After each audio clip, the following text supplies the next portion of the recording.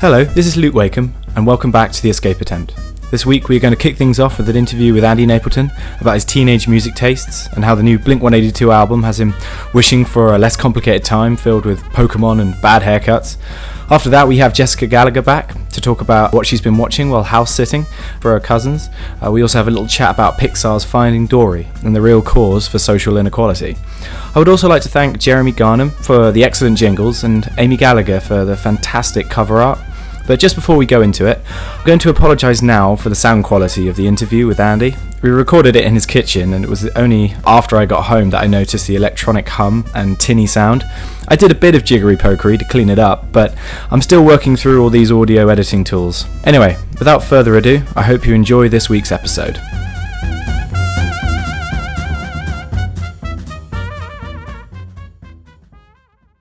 Hello Andy, welcome to The Escape Attempt. Hello. How are we today? I'm very good. How are you doing? I'm alright, not too bad. Andy, you are a music fan. Yes. Big fan of all them tunes, the bangers. All the bangers. All the bangers. All the smash hits. And so, what did you want to talk about today? So, the main thing for me at the moment is Blink's new album. Blink-182. Yeah. So I was talking about this with Ben the other day. Just the fact that it's a massive throwback. Yeah. That we now have a Blink-182 album again. Yeah. There's more Harry Potter that's come out. Pokemon is back in swing. Bloody hell, Pokemon, man. I know, 14-year-old me is flipping out on the inside. Oh, Gyarados. Well, it's just funny because I walk around and I'm playing Pokemon and listening to Blink. It's like being back in school. And all I need is a pair of high tops, and I'm sorted. And you I'm away. All I and need a skateboard, is obviously. A Slipknot hoodie. Oh yeah, and I'm there. No, Sum 41 hoodie. Sum 41. Yeah. Oh, okay. I was all about the Sum 41 and the Limp Bizkit, but that was when I had much less hair. Much less hair. Yeah, because I was like, I was like a skinhead when I was younger. Really? Yeah. Oh my god. I know. Just imagining neo-Nazi. Yeah, that's quite terrifying, that's actually. I mean, obviously, at one point I did have the fringe, but then I got a bit rebellious and decided, no, fuck the system, I'm just going to shave it all off, and that went down well. Did you ever go through... I mean, haircuts were quite hilarious back in To say the least. To say the least. A lot of kids and teenagers base their haircuts on footballers. Yeah. I think they still do now. Oh, really? Yeah. Did you at any point... Was it ever David Beckham, right, what's he doing today? I'm going to do that. For me, not so much. What it was more was the cover of NME. Someone's on NME. It was definitely more geared towards... I'm trying to think of something to kind of save face here, but realistically, an NME, like, you're listening to stuff like Trivium. And and Bullet for My Valentine, and you're thinking, I don't really want a piercing, and I don't really want a tattoo either because I'm very middle class. I like my smooth skin. I like my smooth skin, and with my alabaster complexion, it just wouldn't have suited. So I went for the hair, and the hair was fringe with a little bit of a spike at the back. Okay. And so it was the mohawk. You know what? Yeah, exactly. And it's like Fall Out Boy. That's exactly what they did. They had this sweeping fringe that completely covered one eye. Flock of seagulls. Yeah. Oh, love the flock of seagulls. I never quite prowessed that, but I got pretty close. I think my most embarrassing haircut was curtains. I went for the full curtains. I swear David Beckham had it at one point. So the centre part of the curtains. Yeah. I remember trying to do that once. I think it took a third of a pot of gel. Yeah. To get down into that. Yeah, to kind of almost semi-mullet you. So. Well, I've got a natural mullet. I have a very natural mullet. Mullets are very practical. Business at the front, party at the back. I love that saying. I love that. It's just the best way to describe it because it's so true. Because the back is just untamed. Like you don't know what's going on. An animal's died on there, but it's still very popular in South Africa. The mullet. The mullet. Yeah. Really? Yeah. It's really weird. They haven't quite progressed to. I would say Western, bringing it back. But just bringing it back. Yeah, but that brings us quite nicely back to throwbacks. Because mullets were not one. I'm not going to talk about mullets, but I want to talk about their new album because that's exactly what it is. It's such a...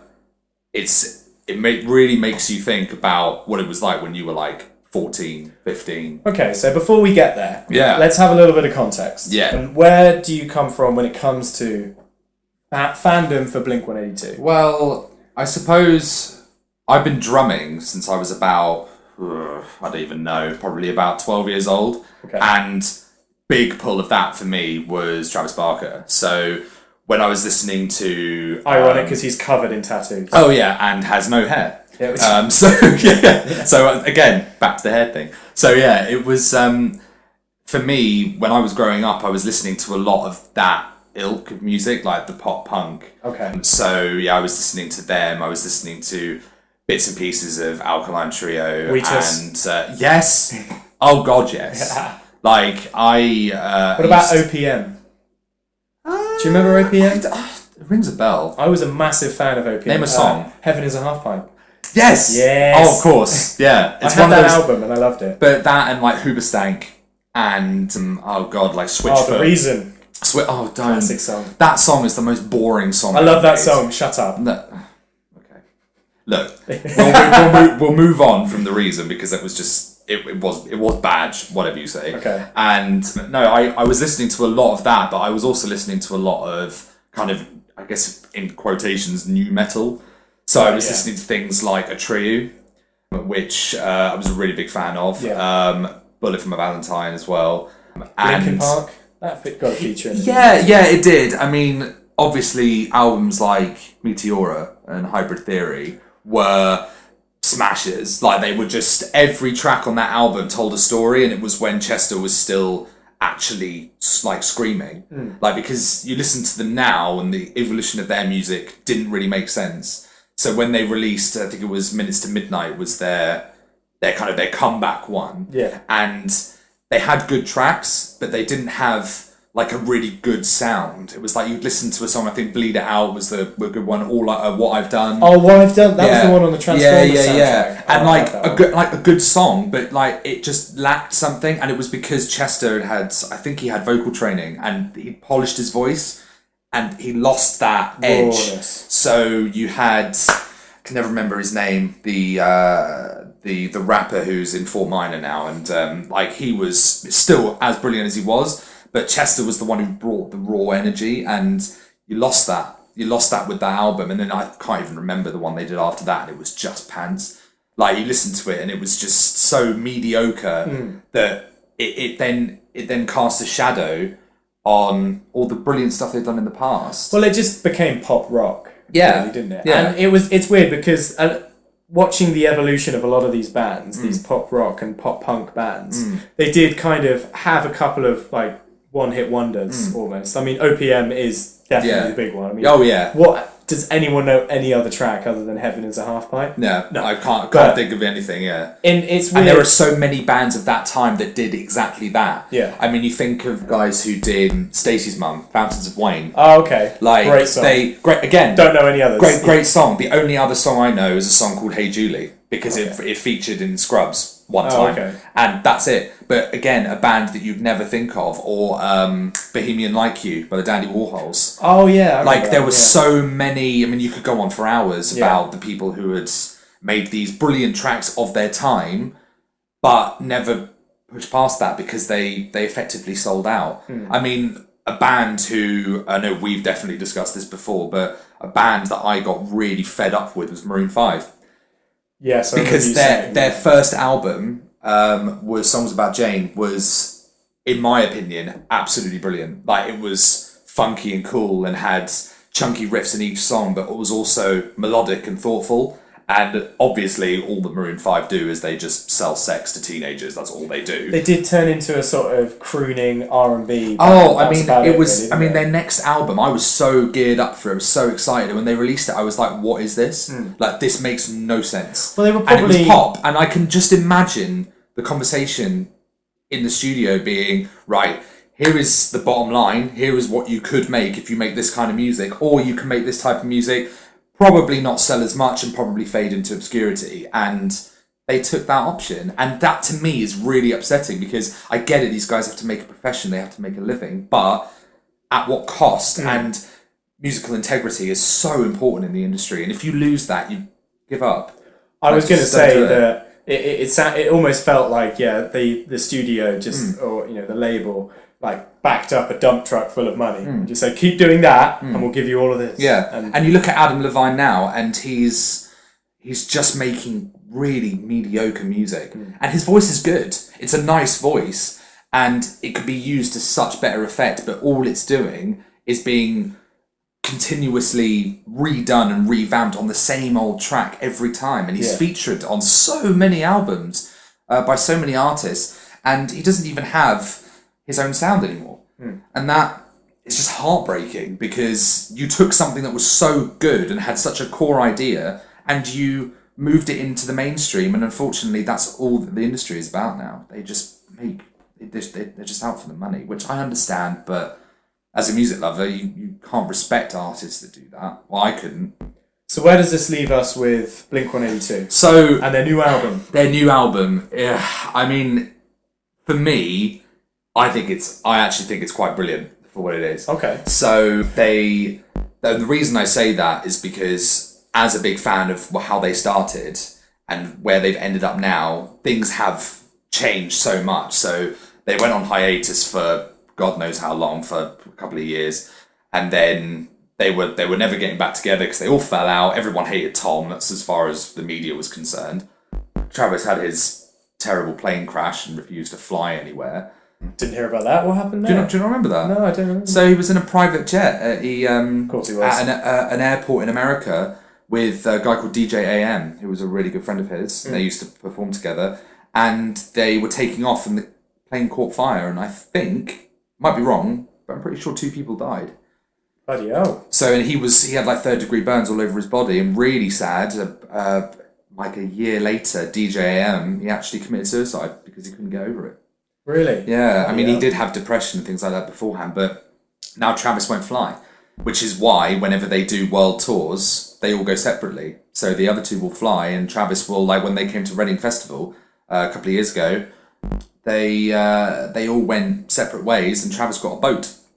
Him and his family came over on a boat into Southampton, which is where I grew up, and I saw the tour bus. It was awesome. You're like, oh, there he is! It's just like, there he is, like drumming genius. But yeah, tattoos. it was like that's a bit of a side note, because they took their time off and they got back together, the original 3, so Tom, Mark and Travis, and then they released Neighbourhoods, which for me was not good. That did kind of disappear into sort of obscurity. It came out, and I was like, ooh, Blink-182, they're coming back. This is the album. And people bought it because it was a Blink album. Yeah. They didn't buy it because it was a good album. And I listened to it a lot, and I just couldn't get behind it. I can't remember. I couldn't name you a single track.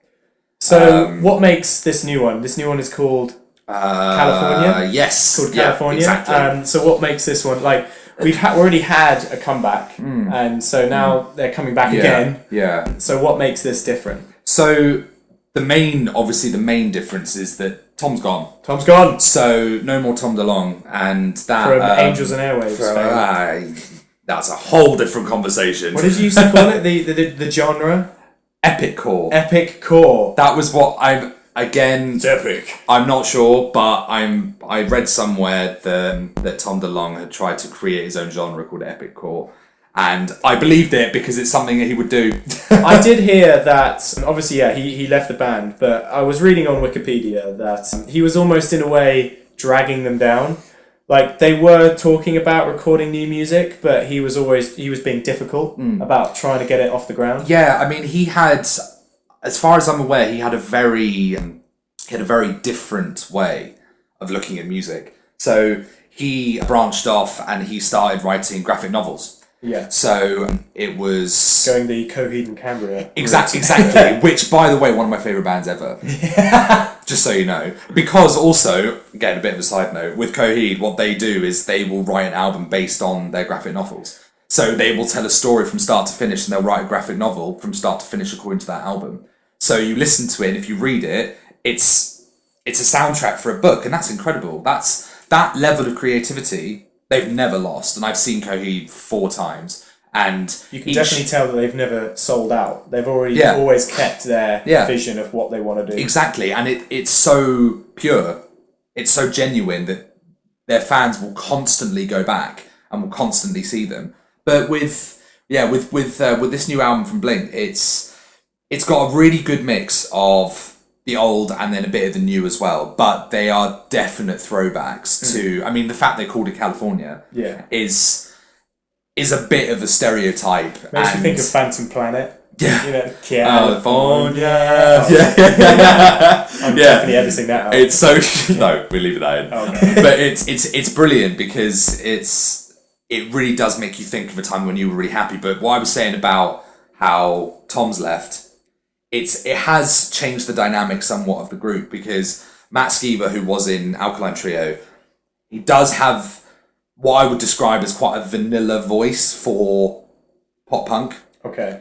It doesn't really stand out, and because you're so used to having Tom doing his nasally shit when it comes to songs like I Miss You and like Where Are You and like all that kind of like all of that stuff, you're waiting for it, and because it never comes, it has to be made up by something else, and it does end up sounding like Mark being double tracked.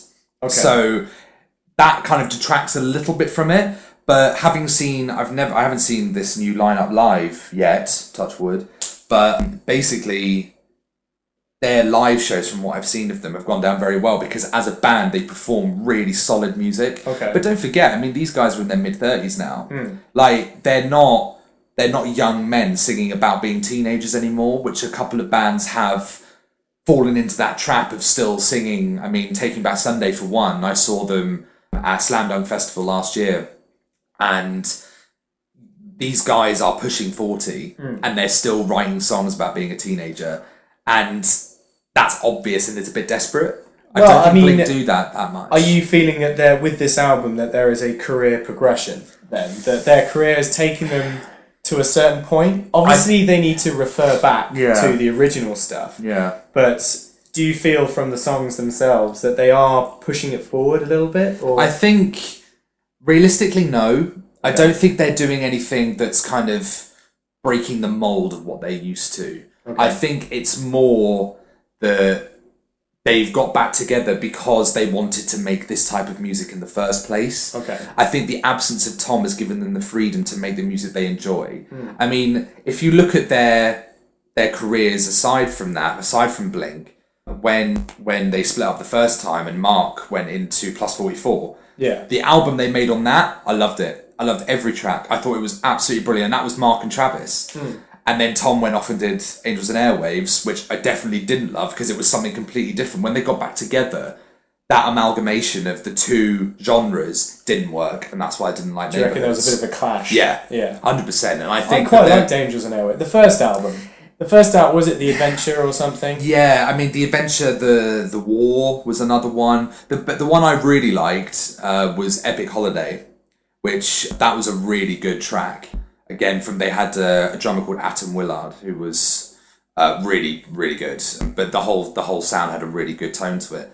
But I think Matt Skiba, he brings something else to the band, but I don't think it's anything new. I think he's continuing the successful genre and the successful life of Blink, because I think if it had just been, they could have got in anyone would have loved to have been in Blink, but with Matt being in Alkaline Trio, which is a bit more shouty and a bit heavier, they took a bit more of a risk. But I don't think it's pushed them forward as such. I think it's solidified that Blink are a pop punk band, and that is how they should remain. And just keep that solid. Yeah, do that because it's what you're good at. I mean, I'm all for bands taking risks. I mean, one of my favourite bands is Coldplay. Okay. And where they started and where they are now, that progression makes sense. You can almost foresee that the way that they were going when they released X and Y, and then they released Viva La Vida. That gap, you're like, oh, they've still got elements of what they were doing before, but they've introduced something new. And then they did Milo's, that one. They did that, and they took it even further. And then Head Full of Dreams, they took it even further. And I'm less of a fan of them now than I was, but I still appreciate the musicality of it, and I understand the collaborations they did and the producers they used and the different instruments and the different environments that they've created in their shows. Whereas Blink, pop punk, start to finish, and I think that's how they should stay. Because otherwise they'll split up again. And I think if they split up again, that's it. But they had no reason to come back as Blink. They could have carried on doing their own things. Different projects. I like the fact that they did. And I think this album, I mean, there are tracks on there. Bored to Death, so that's the one that they released, is a really, it's borderline rock. I do like that track. Yeah. I really do like the chorus. Yeah. I have to ask though, so who's the new guy from Alkaline Trio, sorry? Matt Skiba. Matt Skiba. Is he the lead vocalist now? No, Mark is. So Mark is doing most So of the Mark, singing. and that's exactly what it is. So Mark has taken over the lead vocals. Because it used to be Tom doing most of the vocals, didn't he? And it was He was the quite guitarist, yeah, it was wasn't quite it was well Mark's the bassist. Yeah. So it means that he's got into the forefront much more. And it suits him. Like, he's done really well. I mean, he was at the front in Plus 44 and he was brilliant. Because I do find for a lot of the Blink vocals, there's a bit of an echo. Is it reverb that's on a lot of them? Well, it's Matt. Oh, is it? Yeah. Okay. So that's what I mean. Is it just his voice? It needs to be backed up by exactly. an effect. Yeah. So it the way that they've done it, when they sing together, they do sound like Mark's voice being multiplied, and because that can sound very good. But when it's someone else's voice, you need it to add something more. You need it to add another dynamic, and I don't feel that his voice does that enough. Okay. I think it can. I think it's got the scope to, and I think there are tracks on there that their harmonies are lovely. So that the title track California, they have a really good harmony that they've split 3 ways. Travis doesn't sing, as far as I'm aware. He definitely doesn't sing on stage, but he may sing in the studio. I'm not sure. But they just layer the vocals. Yeah, they've layered it really well though. The harmonies make sense, and it's got a lot of gravitas, and it kind of builds up nicely, and then it comes in with a really punchy third chorus. Whereas some of the other tracks, Matt's voice just fades away a little bit. So there's my other favourite track on there. Well, I've got 2 others. I like it all, but the main 3 are Bored to Death being the top one, Left Alone is the second one, and there's, in the second verse, you get Matt doing his vocal, and it's just not quite there for the because he does an octave change and almost in between words, so it's kind of peaks and troughs, and his voice just isn't strong enough to carry that, and I don't think that is almost a bit of a throwback to Tom, because that's what he did. His voice is a bit croakier though, isn't it? It's a bit more it's harsher, husky.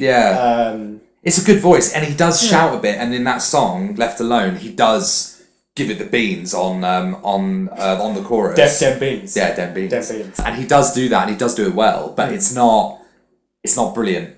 Okay. And I think that so in terms of the genre being moved forward because of this album, definitely not. I don't think there are many bands who can push pop punk forward. I think it's had its day. It is quite a sort of stale genre. Well, I mean, if you think about it, over the last 5 years, how many new pop punk bands can you name? I can probably only think of All Time Low.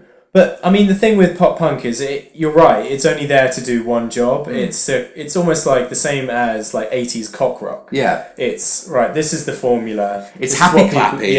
It makes you feel good, and it appeals to a certain age group. It's supposed to be simple. Yeah, it's not. But that's the whole thing, isn't it? Is that it appeals to people of our age, people in their mid-20s who 10 years ago were like, this is the best, this is the shit, I love this. Mid-20s. But you know what, well, I'm being generous. Oh, thanks, Andy. But it means that you get this, you get this lovely feeling when you're listening to it of like, I remember listening to this kind of thing when I was younger, and I was so like inexperienced, and I was so like, things were the worst problems in the world, and when you're older you suddenly think, well, hang on, 16-year-old me knew nothing. Yeah. But now, listening to this music, I think back to those times when I was really happy. And this reminds me of that. And this album does remind me of that. And it does make me think of the stereotypical pop punk videos. Okay. So my other favourite pop punk bands, and without drawing on too long about it, is Yellowcard. And their albums, their videos were like them all like driving in a car down the coast in America, and like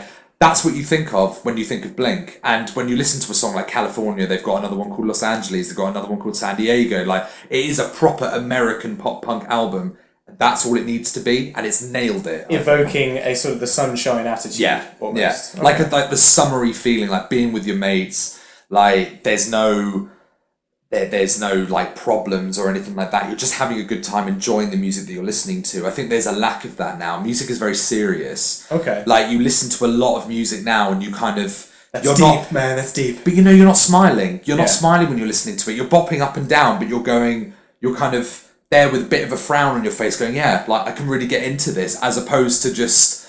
When you listen to Wheatus, Just let it wash over. yeah, Okay, you kind I of see what you mean. when you point at your mate in the club and you just go, you know exactly what song this is, and you both look at each other and you just burst into songs shouting at each other. That's what you get with Blink songs. Okay. And I think these are more songs that in the future we'll be able to look back on and go, that was a good album. It was not the peak of their career. I mean, Enema of the State is always going to be their best album. Yes. But it's doing bloody well. Damn It was a great song as well, and a great... Was that the album, I think? Might be wrong about that. But, So you would call this album a success? yes. And can you give it a rating out of 5? Out of Andes. five? Out of 5 Andes, how Five many Andes. Andes does this get? I think it gets probably a 4. A 4? Yeah. A 4 on the Gets- out get- of 5 Andes? Gets 4 Andes, which is a good amount That's a of lot of Andes. Andes. Yeah. That's a lot of Andes to have. No, Right good next to it. album. Looking forward to seeing what they do next. If they do Me too. do No, I something. definitely enjoyed the album too. I guess if I'm in a position to rate it as well, Hmm. I'd probably give it more a 3.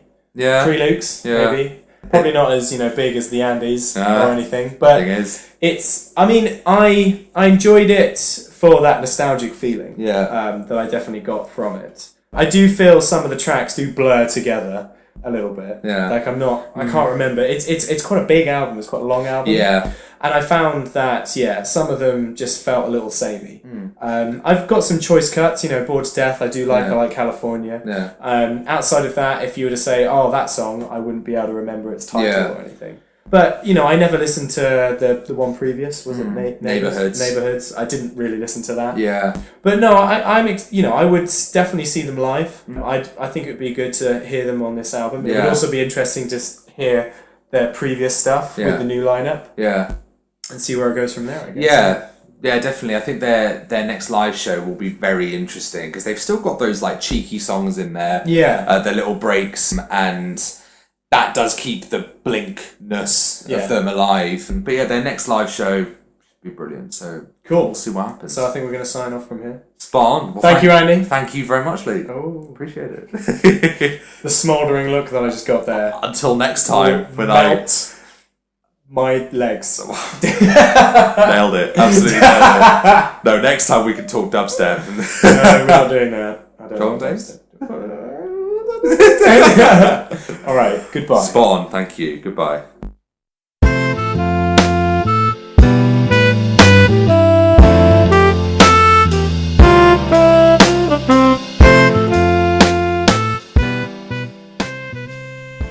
Hello, Jess. Welcome back to The Escape Attempt.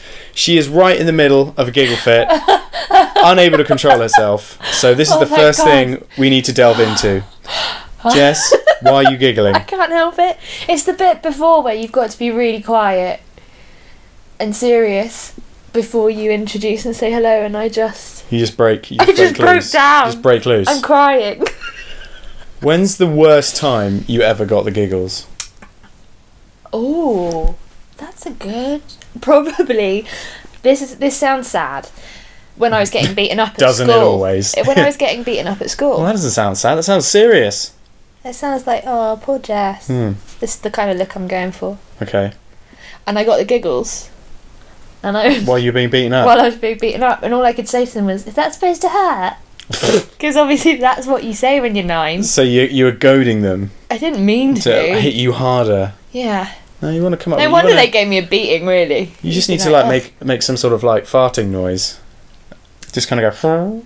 Why would you do that? Well, I don't know. Just scare them off or something. No. Oh, he's pooped himself. No. No. No. That's what I used to do. No. What? Pee yourself? No, I didn't. I didn't have that level of control. Of what? Pooing yourself on command? Exactly. Yeah, Oh. I couldn't do that. Oh. Not that I could. Well, not that anyone could. I suppose that would just be far too much. I'm over it now. It stopped. Okay, we're good. It's gone. You good? I'm sorry. Okay. So you were tantalising me a bit earlier about something that you've been doing. Yeah. So, Jess, Please do elaborate. Well, so I started telling you earlier on about what I did at the weekend to escape. Mhm. My escape attempt. Your escape attempt. And so, to put this into context, I'm currently house/cat sitting for my cousin, and it's just me and 2 cats. Becoming a crazy cat lady. I am. It's bad because they talk back to you when you talk to them, so it just perpetuates this craziness. And I had nothing to do this weekend, so I sat down on the sofa and I watched probably a whole series and a half of RuPaul's Drag Race. Oh my god. Okay, so we're going to get into this.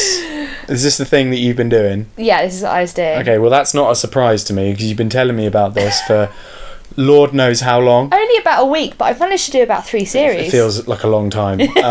So tell me, what is it about this show that is really hooking you? Why are you keeping watching it? Because they're so dramatic. They're so over the top, and as a drama kid, I love it because it's all the stuff that I would do. Okay, so what is this show? What So basically, RuPaul is a very famous drag queen. is it? RuPaul or RuPaul? RuPaul, but it's all one RuPaul. word. But they Okay. say it RuPaul. Okay. He's a very famous drag queen in America, and he has his own show, kind of like America's Next Top Model. You've heard of that, right? Yes, I have heard of Good. that. Okay, so we've got Living under a rock or something. so we've got something to go on, and he brings all these drag queens into a contest. There's about 12 of them, Right. and every week there's a different challenge, and it could be anything from having to shoot a music video, obviously one of RuPaul's new singles, Right. naturally, to jumping off of a diving board into like a big swimming pool full of foam balls. Okay. And people trying to take your photo while you're falling gracefully. And people are watching this? Yes. Is it popular? Yes. It is in this particular area It right is here with right you here sitting next to me. with me. Love it. So are they in like full kit and caboodle So the entire at the time? end of every episode, they then have to dress up and do a runway show, and RuPaul will give them a theme. Right. So it could be anything from Glamazon to, Glamazon. I don't know. I mean, so many things. That just sounds like 2 words that shouldn't be put together, just mushed together. I don't even know what it means. Glamorous Glam and Amazon. Amazon. Like an Amazonian warrior But that glamorous. just looks like a They've been pillock. to Topshop. I can't even imagine what a Glamazon. No, do you know who's a Glamazon? Who's a Glamazon? Naomi Campbell. Okay, I'll go with that. But, I mean, 'cause not she's a bit probably scary. in this drag queen way. No. Like, she's got Oh, the God, sharp no. cheekbones and Yeah. she looks intimidating sometimes. Yes. Whereas these guys, I imagine, because I haven't watched the show, I'm just going to put that out there. Not going to watch it. You are so watching it this Oh, weekend. my God. Just one episode. These guys can, I imagine, just look ridiculous. They look Just- amazing. They look amazing. Some of them make better women than I am, which is really upsetting. Okay, so dragging us away from RuPaul. Yeah. RuPaul. So you definitely give that show a thumbs up, Oh my gosh, yeah. just for sheer Just ridiculousness. watch it. And my favourite episode is usually episode 4 or 5, where they play a game called the Snatch Game. No, I don't want to know. It's not like that. It's not like that. Well, firstly, they're all men, so how could it be? But They do. You're so filthy. They do impressions. They dress of up what? famous people. You Egypt. Okay. Oh no. Okay. We're gonna have to delve into this a little bit. Why is it called the Snatch Game? I don't know. Probably because it's funny. It's connotations. Just because of the name. Yeah. Sorry, I'm gonna have to compose myself a little bit. He's got tears in his eyes. Oh, calm down, Luke. Okay. It's amazing. It's so have you got anything? It's my favourite episode. Anything else you want to say about this particular wonderful piece of television broadcasting? Just watch it. Just watch it. Just watch Just it. everyone out there needs to watch it. Just one episode. preferably the Snatch Game. And you'll be hooked. I guarantee it. I feel like I'm sounding like a prepubescent kid, aren't I? Oh dear. Okay, Yes. so what we're actually going to be talking about, or Yeah. the main topic, should we say, is we saw Finding Dory. We saw it about a week ago now, Yeah, haven't we we? did. So we've let it settle in. Yeah. We've let it congeal Yes. in the back of our minds. Yeah. So first off, were you a big fan of Finding Nemo? That's such a stupid question. Well, no, it's subjective, isn't it? No, of course it isn't. Of course you're a fan of Finding I Nemo. freaking love Disney. Okay. Well, this So- is Pixar. Yeah, but it's Disney Pixar, isn't it? Well, Disney bought Pixar. They were originally their own studio that were just distributed by Disney, but then Disney actually bought them whole as a studio within their own thing, because Disney also have their own Disney animation studios. I wish you guys could see my face right now. You just look perplexed. It's Disney. All right, okay. It's Disney. I love it. I love But Disney. you have to admit that Pixar does stand a little bit apart. Yeah, it from does. Yeah. Okay, so you It admit does. then that It does stand it apart. feels different. No, it doesn't feel They different. don't feel different. They make me feel exactly the same. So you would put this film next to a film like, I don't know, Bolt. I never saw Bolt. Oh, exactly. You just didn't, because it wasn't a Pixar film. It just didn't look very good.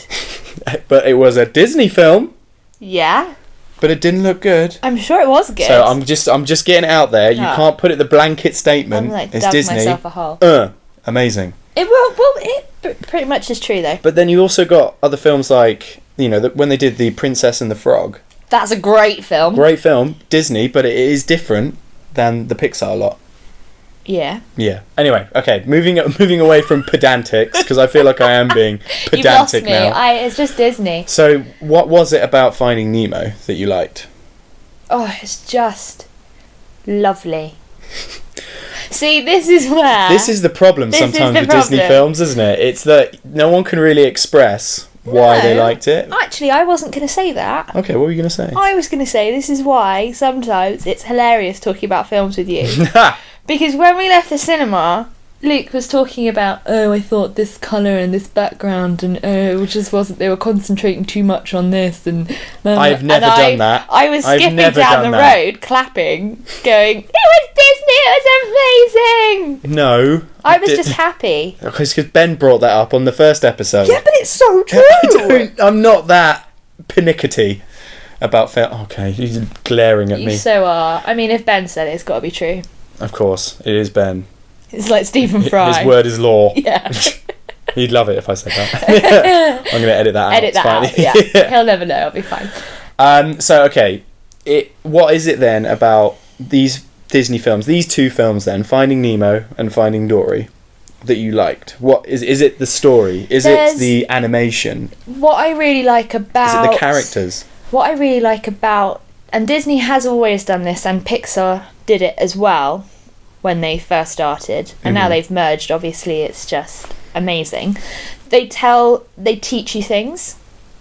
Okay. So as well as telling a story, for example, Beauty and the Beast, my favourite Disney film, Right.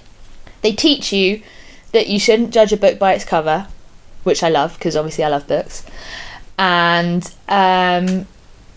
it teaches you to accept people, which is a nice thing. Okay. So you think that it's very allegorical, Yeah. the Finding series, the Finding saga. Yeah. They make another one. What would another one be? Finding... What's the daddy fish called? Marlin. Marlin. Finding Marlin. I wouldn't That's mind the if he got lost though. Third, you find him a bit annoying. I think he's rude. I find it's a bit of a... my mind is in two ways, because he is awesome. He's got such an adorable voice, the actor. Yeah. But he's also the bad guy in Drive. You know, the Ryan Gosling movie. Oh yeah. And he's a douchebag in that. See, I and you're just haven't like, I seen that can't yet. take you seriously because you're Nemo's dad. I You're haven't being a seen bad that guy, yet. but he is good in it, I have to say. I always thought Marlin was played by Frasier's dad. They've got exactly guy. the same voice. No, They do. No, they don't. And when I found out it wasn't him, I was so You were upset. upset. Yeah. What about Frasier himself? Oh, he should play like a whale. I think Yeah. he'd make a good whale. He would make a good whale. Good whale. It was really good. I really loved Finding Dory. When it first started, I was quite worried that it would be the same. It would just be Finding Nemo Just rehashed. repeating it again. And my heart sunk a little bit, and I was like, oh, we're gonna have to sit here for 90 minutes and watch the same thing.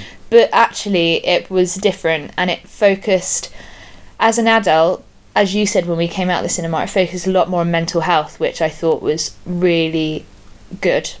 I thought it was very it's a very complicated subject. It's very clever how they managed to squeeze it into like a sort of kids film. Yeah. In a way, they condensed it down so you got the essential points of how people deal with this type of disease, or or how others and how live their with it. families deal with it. So I mean, Finding Nemo is about accepting your child, or letting them go, and understanding that they are going to be in danger, that you can't protect them all the time, but that is life. You have to take the rough with the smooth. Yeah. Whereas Finding Dory was very much like, I found originally in Finding Finding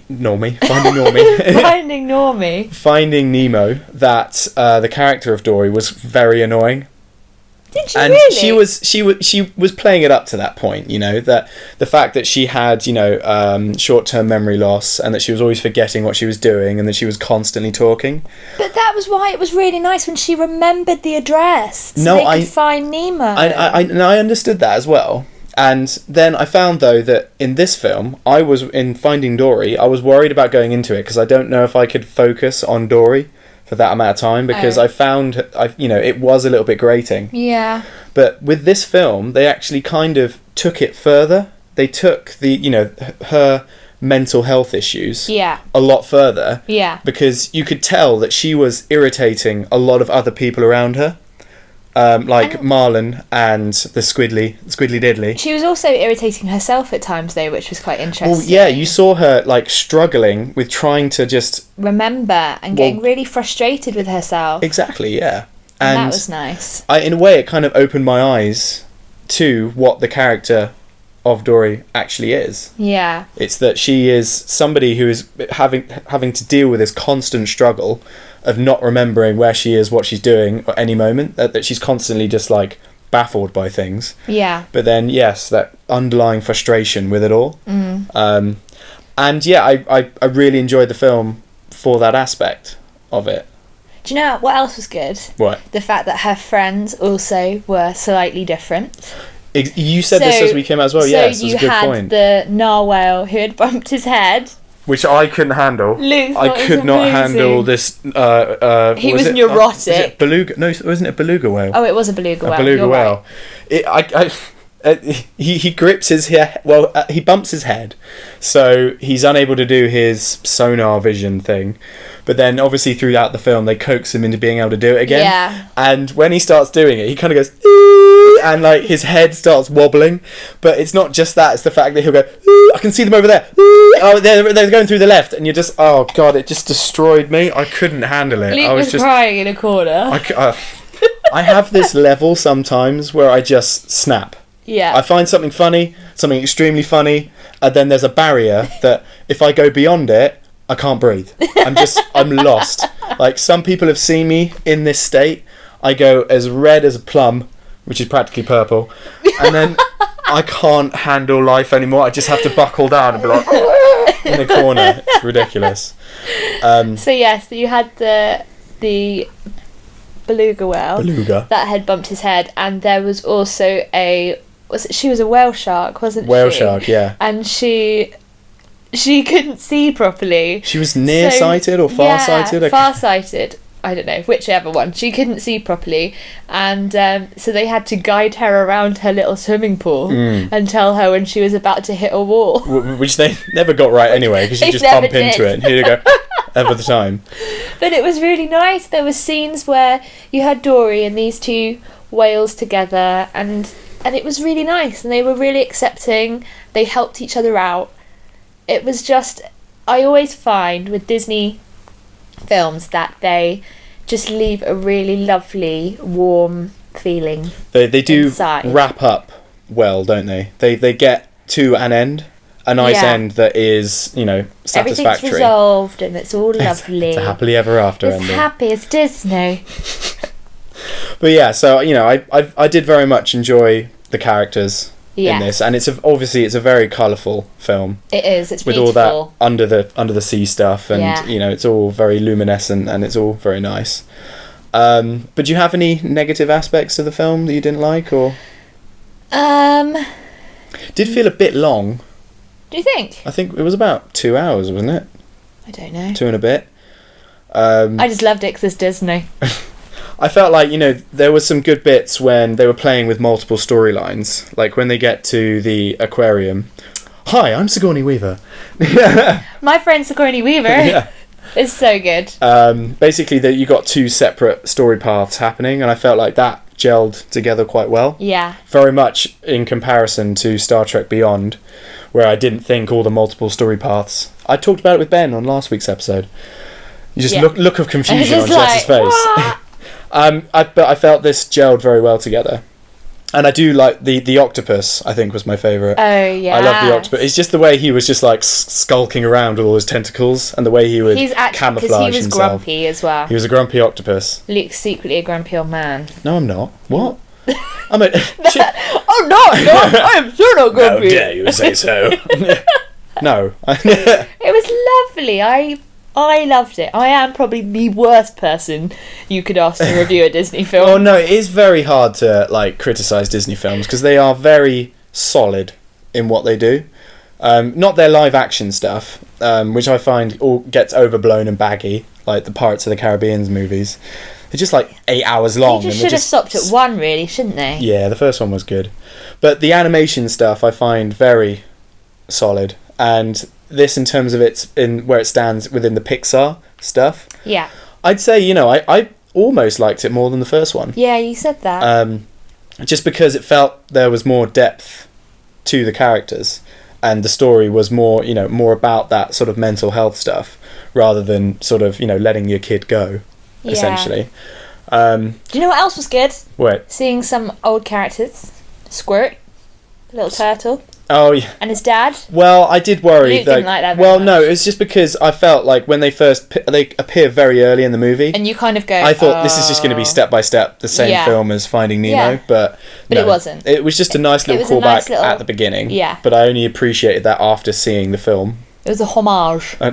A homage fray. A homage. Yeah. Oh, and you call me pretentious when it comes to talking about films. And you saying words like homage. Yeah, but what else would you use instead of homage? Okay, so wrapping it up. Ugh. Out of 5, what would you give this? 5. You give it a 5? Yeah. I would have to give it a... Don't give it anything less than a 4.5. I'm going to give it a 4.5. I prefer it if you gave it a 4.9. 4.5, I'm either on the star or half the I star. think you should go with 4.9. I had an argument about this with Ben I last know time. you did. That's why I'm just Yeah, I'm going to bringing carry it this on. But, I mean, the thing is, there are films like Toy Story 3, which I think were a bit better. Like, that, for me, was a 5. Which one was that? That's the one where they go to the daycare centre and it's like the Great Escape and stuff. yeah. Oh, that. I absolutely love that. Baby. I absolutely adored that film. That's like right up there for the Pixar stuff. And see- WALL-E. I think Wally's so boring. I think How dare you? it's a boy thing. I've Maybe. never been a massive fan of Toy Story, but all of my male cousins have. Okay. Just FYI. Well, I don't know. I mean, it's weird because this is that thing that if you ever go to a toy store, you have the girl section, Yeah. which is always very pink and it's filled with the plastic babies and everything, and it feels like that's where the girls have to go. But the rest of the store, which is all the rest of the aisles, is all full of the multicoloured random toys. Yeah. I do feel it's a bit bad in that sense. It's like, oh yeah, let's put the girls over there, and then the boys just have the rest know. of it. You'll have the massive boy section, and then the tiny wee little sliver of the girl section. Yeah. And so that is probably why Toy Story is, resonates more with boys than it does girls because of the inequality in toy stores. There's the inequality in life, Luke. Sorted it. Absolutely sorted it. Smashed it. Social inequality. I've got it. All comes down to Toys R Us. The root of the problem is Toys R Us. There are other good toy stores out there. I'm going to, like Smythe's or Toy Master. Yeah. All the brands. Yeah. I don't know. Are there any more than that? I don't know. I just feel like we should be fair Argos. to all other good toy stores. Does Argos count? Yeah. Always counts. Always. So yes. So Finding Dory is a 5 out of 5 for you. Yeah. And it is a 4.9. 4.5. I'm not doing 4.9s. It's a 4.5 out of 5 for Luke. That makes me sad. Why does it make you sad? Because it's a whole half away From perfection. from being complete. No. Well, you see, I would give Toy Story 3 a 5 out of 5. Ugh. Ugh. You just don't get it because you're not Everything a boy. that's wrong with the world. Okay, so signing off. Thank you very much, Jess. Thank you very much, Luke. And I'll see you later. See ya. Goodbye. Bye.